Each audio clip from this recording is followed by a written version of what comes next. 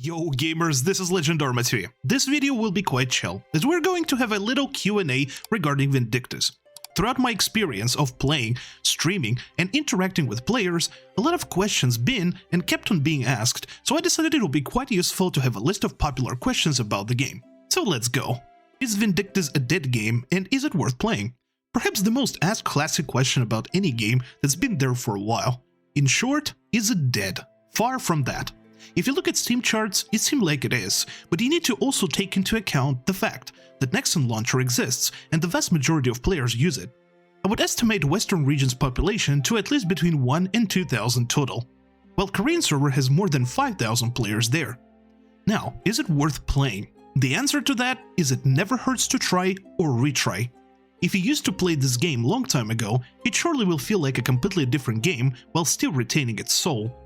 Yes, it does have a number of issues, but also gets updated on the monthly basis, expanding the content and introducing new characters. For a new player, you'll be hooked up by the combat that the game is very known for, and if you are a degen enough, the skimpy skins to keep you addicted. What server should I play? Between North American and Europe server, you obviously want to choose which one is the closest to you, so you don't have ping issues as the game is peer-to-peer, which means you will be connecting directly to the host of the battles and raids. EU population is way smaller, and I'm not throwing any shade here or anything, just stating the facts. But still, there is enough active players on daily basis to raid with and whatnot. Is Vindictus a pay-to-win game? An eternal question that makes a lot of players confused and scared. Well, Vindictus is a pay-to-win game. That's just how Korean free MMOs work. You can purchase items with real cash and then sell these items on the marketplace for gold. But you also need to remember that nobody forces you to pay in the game, and you can accumulate in-game wealth by just playing it. At the end of the day, the ratio of whales versus free-to-play is somewhat healthy here, so you can still achieve gear goals without spending real cash. Region lock. A large amount of players gets an error that their country is not supported whenever they try to launch the game. That's because Nexon put a region lock on many countries. However, as it states on the support page of Vindictus, proxies and VPNs are not prohibited as long as you don't do anything shady and create an account with a whitelisted country. In other words, you're free to use a VPN to enter the game. The one and only barrier that VPN needs to bypass is the play button in the launcher. Once it boots the game, you can turn the VPN off. If you played Lost Ark or World of Warcraft, you probably at some point found yourself being gatekept by other players, which would set requirements to their lobbies. For example, you were asked your gear score or certain title or achievement. Well, Vindictus does not have any of that. People here are willing to help new players and lower geared gamers at any time. Yes, certain modes are locked behind the stats that the game itself dictates. However, you can experience this battle through custom or circuit modes that in 90% times won't have any requirements. Every raid, including the top of the top endgame battles, also have practice mode, in which you can get familiar with the boss with unlimited revives. Dark Knight or Paladin? In Vindictus you will be given a choice to transform into a Paladin or Dark Knight. While they're visually different, mechanically they are the same. So choose whichever you feel like and you won't go wrong. Fervor versus Impact. You will also get to choose which exclusive trance skill you would like to learn. In short, Impact decreases the amount of hit drag you will experience when your weapon hits the boss, making it way smoother and faster, while Fervor increases your additional damage stat for the duration. Overall, Fervor wins here hands down for any class, as its contribution to DPS is higher by a big margin. So no matter the class, always pick Fervor. How long does it take to level up a character to enjoy the endgame with other players? The endgame of Vindictus starts at level 105. Approximate amount of time you will have to spend to get there is about 12 to 15 hours without too much effort, playing casually. I've been asked numerous times, why do I place the Campfire and run into battle without lighting it up to sit down and receive the buff? First of all, the buff that the Campfire provides while you remain seated for 10 seconds is insignificant and is only beneficial in space-time distortion raids. As for the purchasable buff, whenever you put down your own superior camp, you instantly get all the buffs, which is plus 3 crit rate, 100 ALR, 100 additional damage, plus 5 luck, and plus 1 guaranteed core of loot. Superior Campfire cost the same 65k gold if you buy it from the shop or buy it from lighted Campfire of someone else. So the difference is, you don't need to spend time waiting for people to light it up, then sit down and then buy it. all 4 players in the raid should always have their own superior campfires because the buffs it provides are quite huge and eliminates wait times. Tier list is perhaps one of the most anticipated topics regarding any game. Best DPS class, etc. People go crazy, and the term tier sexual doesn't seem that weird anymore.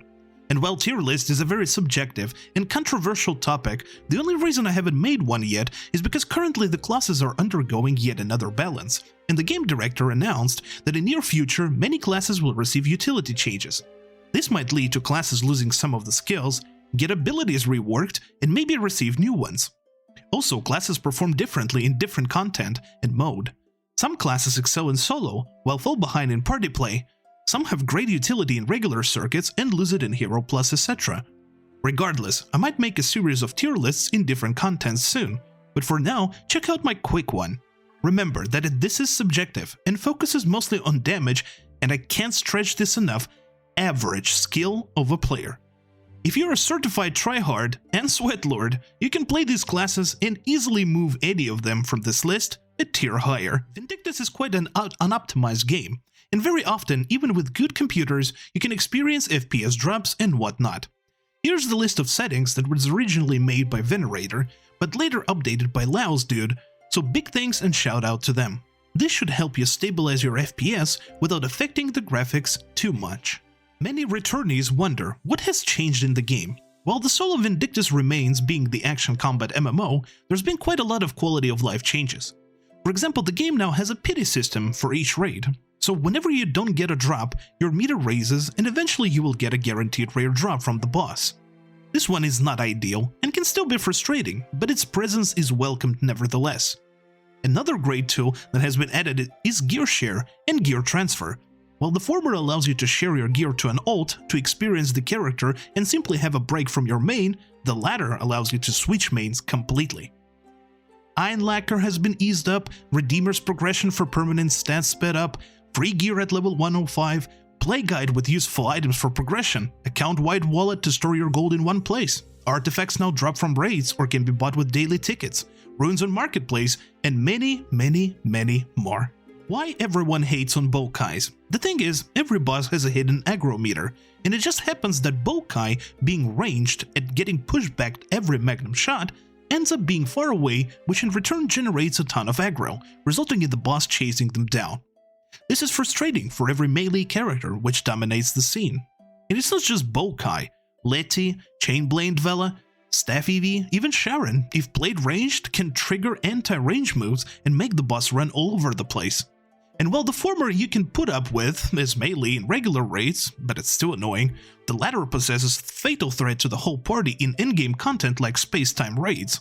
The thing is, the better anti-range moves that bosses perform create a ton of damaging AoEs that can overlap each other that will result in instant deaths, and that's just one example. So what's the solution?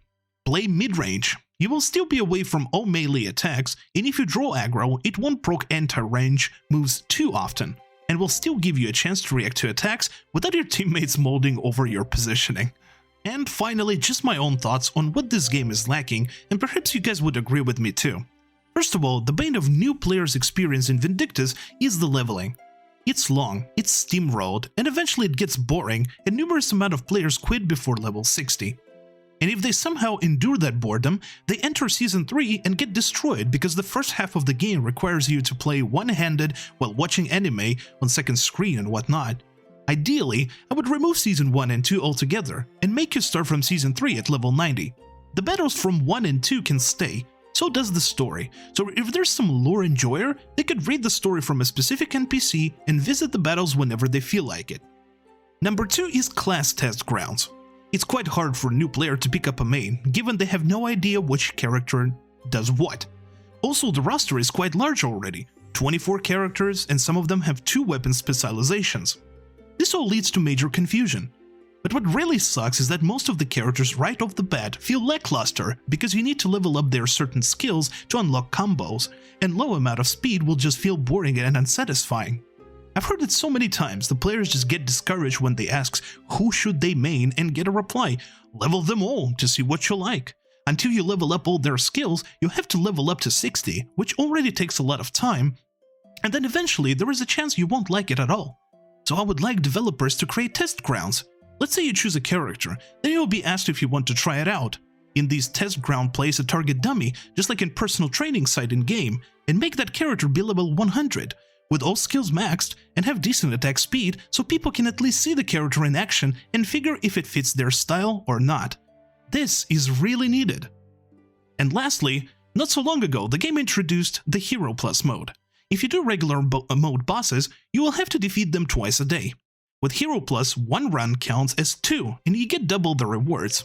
This is quite a good time saver. Unfortunately, only first 3 in-game raids receive the Hero Plus mode. Eventually, I would like to have every content in the game have a Hero Plus. Militian and RG raids, Redeemers, Royal Army raids, Red Moon's Energy, Space-Time raids, etc. Make it happen, Alonon. And that's it for today for the Q&A. Should you have any further questions or opinions, don't hesitate to leave them in the comment section below. Thank you so much for watching. Love you 3000, stay safe, I'll see you next time.